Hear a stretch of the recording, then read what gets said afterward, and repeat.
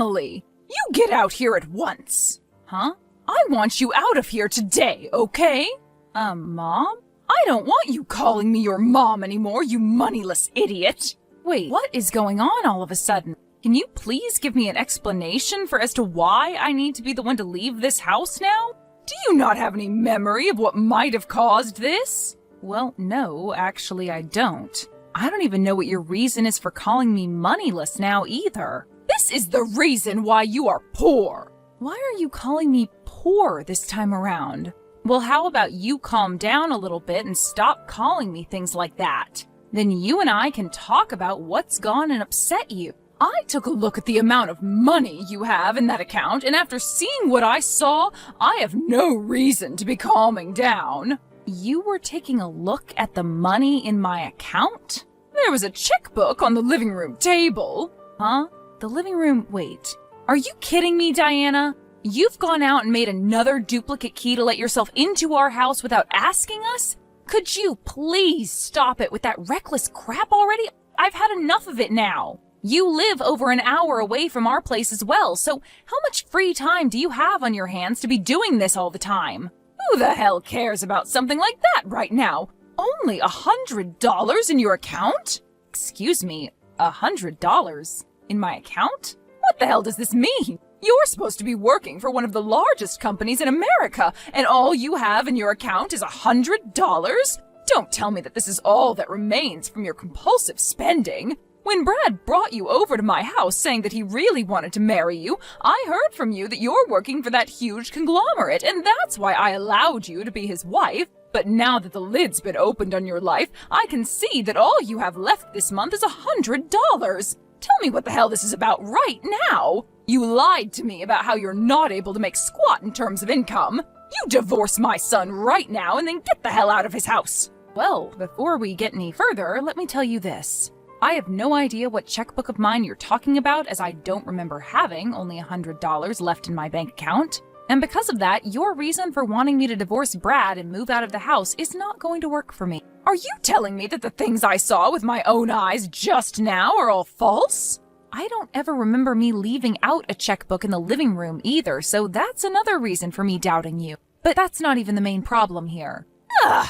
Who the hell do you think you are? Freaking moneyless witch! Low-life whore! Overspending idiot! You have no right saying any of those things about me. I feel so bad for my little boy having been fooled by a witch like you. I'm going to get you both to divorce one way or another.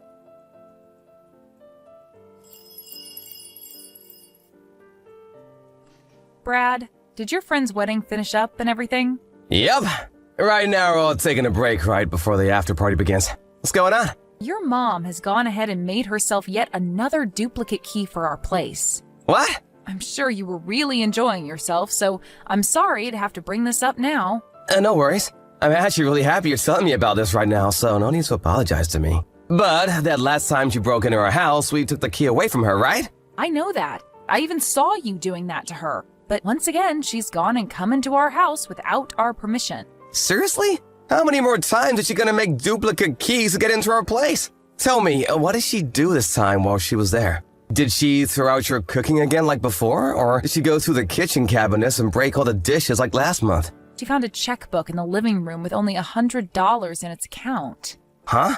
She said it was sitting on the living room table. Brad, do you know anything about it? Well, yes, I do.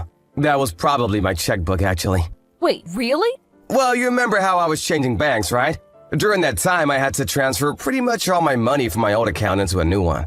So, in order to not have the old account close on me yet, I left $100 in there so that the bank wouldn't get upset with me. And well, in this day and age, we don't really need checkbooks anymore, right? So I must have just set it down there on the table and forgot about it.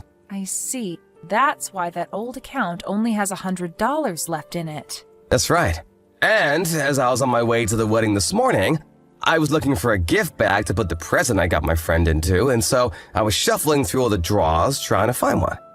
And well, while that was going on, I happened to actually find that older checkbook, and that's probably why I ended up putting it on the table and never placed it back into the drawer. I was in a hurry, right? So I just left it there then.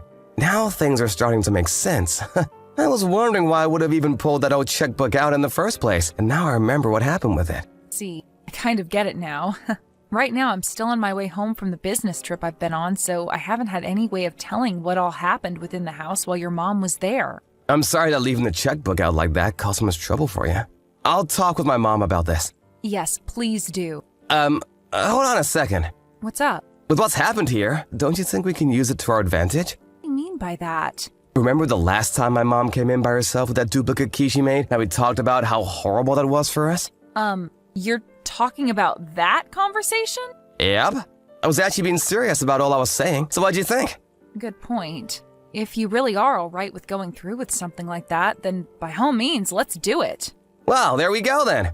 I know this is only going to cause a bit more trouble for you, so please forgive me for the time being. No worries, Brad. I trust that you'll be able to handle this for us. Thank you. And we're both back at the house?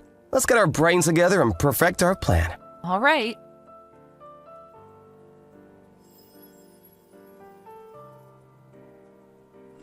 Emily, I'm sure by now you've started to come around to listening to what I say, right? I saw on the living room table a couple of divorce papers, and on them were yours and my son's signatures. Huh? Diana, once again you've come into our house without our permission. This is not about that. What this is about is you getting divorced from my son, right? I think me talking to my son about how you only have $100 left to your name in that account really ticked him off.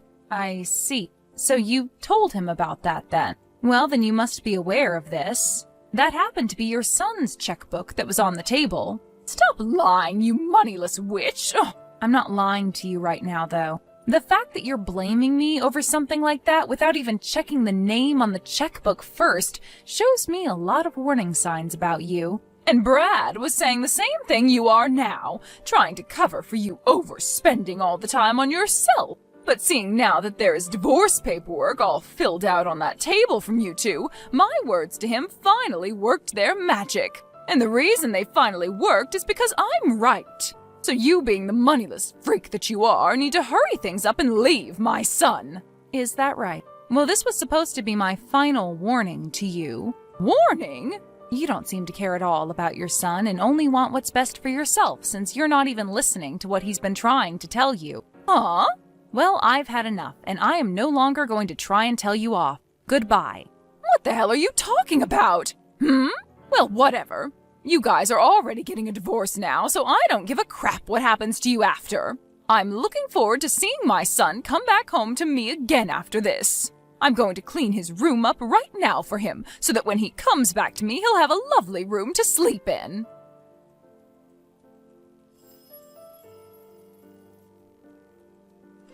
Emily, I just finished work. Good work today. I took a look at those screenshots you sent me of that conversation with my mom. I guess she really isn't listening to either of us, just as we thought she'd do. Seems that way. I was really trying to give her one last chance by telling her the truth straight up, but I guess she doesn't even trust my word. She's been that way for decades now, but I guess even time couldn't fix it for her. If anything, it's only made her worse, to the point that even I can't handle it anymore.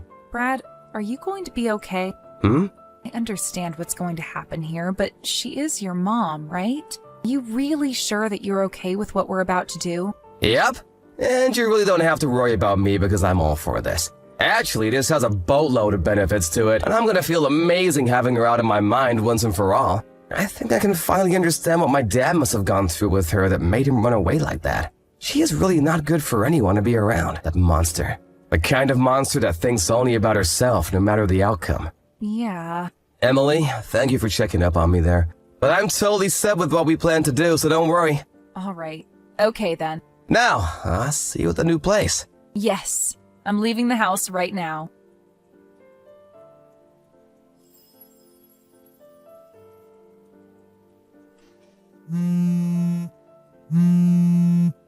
Emily, what the hell is going on here?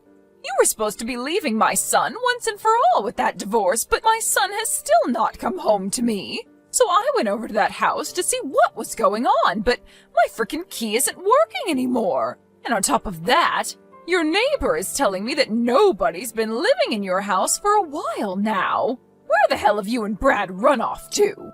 I want my Brad back right now!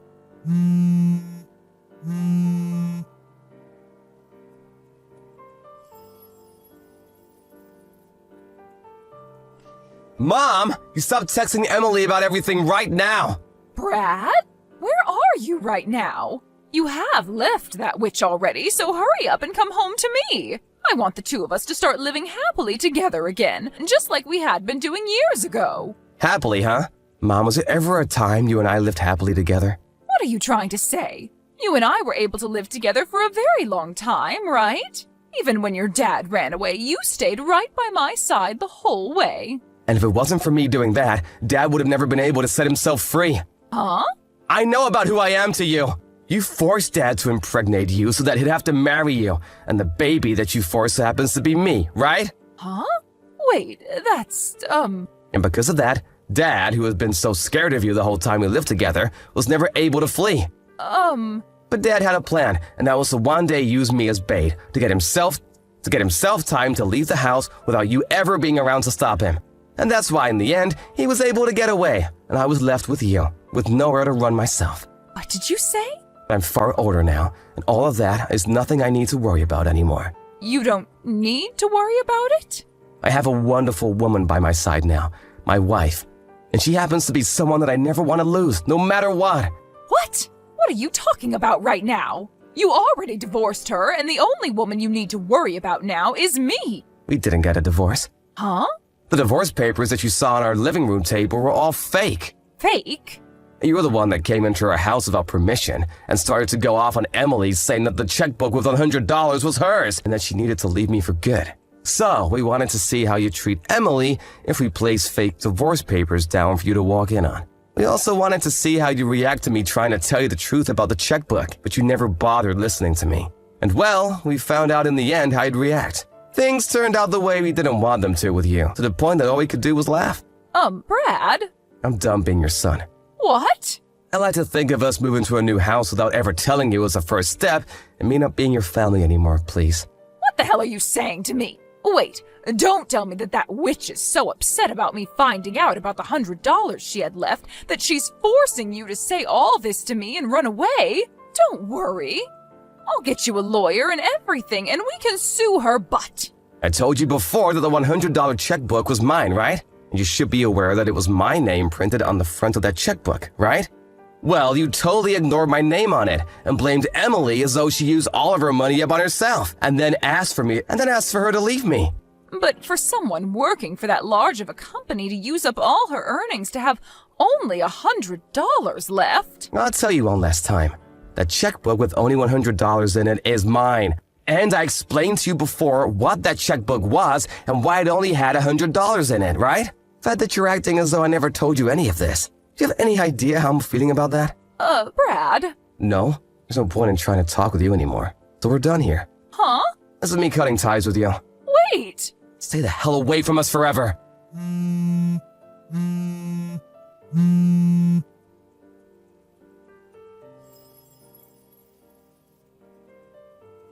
Right after Brad said goodbye to his mom, we both went ahead and changed our phone numbers. But of course, that wasn't going to be enough for us, and so we went and spoke to the rest of the family and told them that we wanted nothing to do with her anymore, which they all agreed with. And after we felt secure that she wouldn't ever be able to find us, Brad started trying to get in touch with his dad again, who apparently moved to England. There he happened to open a store of his own, which he's running.